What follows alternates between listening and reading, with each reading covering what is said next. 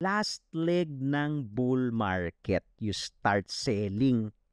Not on the top, because you cannot time the top. Last leg ng bull market, you start selling, you start taking profit.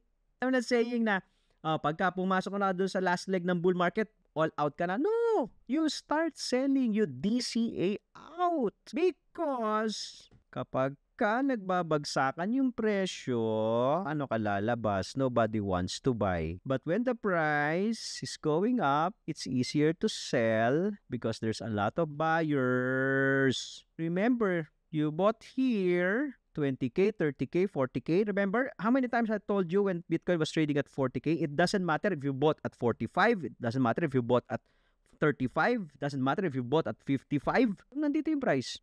It doesn't matter. Wag mo nang timingan, mag-DCA ka lang. Doesn't matter kung saan ka bumili dyan, 45, 55, 60, diba? 35, 25. Doesn't matter. Kasi pag umakyat yung market, what matter is how many bitcoins or satoshis do you have? Wag mo nang pag-stressan yung bodega zone. Bumodega ka lang ng bumodega. Pagdating dito, DCA out ka, simple. Huli.